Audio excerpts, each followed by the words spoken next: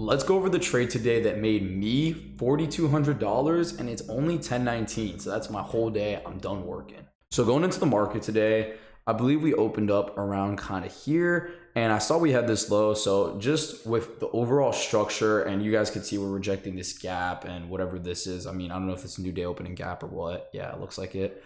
We're rejecting that heavily and just dropping. So I'm automatically assuming bearish trade of the day. Okay. And if we scale down to the 1 minute, you can see we ended up dumping and taking out that low at around 950-ish. But more important thing that I want to go over is these movements, up, down, like this to me is blatantly bearish. And the whole time I was looking for some inverse, just anywhere kind of like here, somewhere here. And then finally I was able to get one right here, right?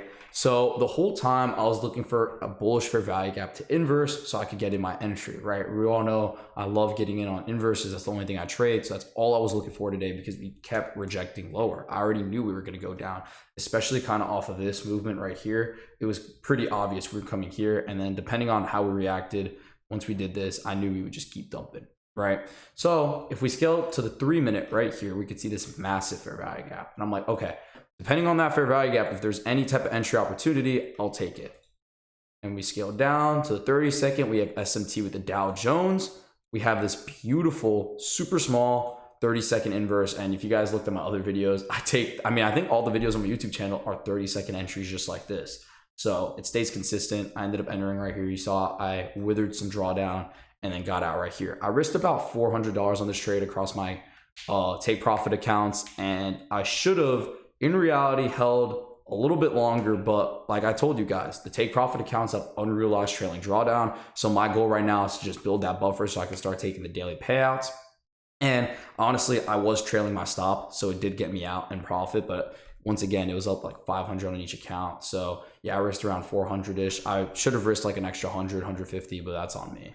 And yeah, that was a beautiful trade. It was nice and quick. It lasted like a minute, minute and a half. And you can actually see we had another inverse work right here. You could see close below. We come back into it and then dump. And I actually had a friend just take that. I was going to take that, but perfect example of discipline, guys. I only take one trade a day and I try to stick to that as best as possible to avoid anything when I take losses. And obviously, I don't want to give the profits back. I'm in that building the buffer phase, so I'm just trying to secure as much as I could. And I'm just showing you guys the potential you can have with inverses if managed properly, right? Like I told you, all my trades, if you watch my previous video about why you're trading inverses wrong, they all have these great confluences and good narrative behind them. I'm not taking random inverses happening anywhere.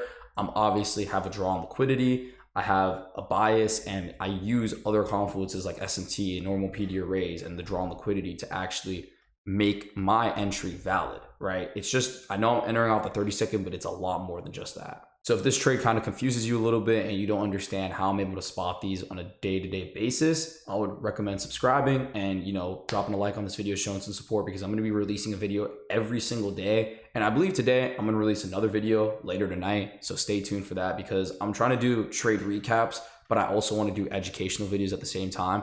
So if you guys have any ideas or anything you want specifically answered, drop them in the comments below. But that's about it for this video. Like I said, just taking the proper inverses. And honestly, I didn't even notice this, but right here, there's another entry you could have gone off, close below, come back up, boom. This was actually a really sniper entry. That's a beautiful trade. You guys just see this strategy works as long as you have the right draw on liquidity, you have some PD array helping you, and the SMT, it's super easy, super simple.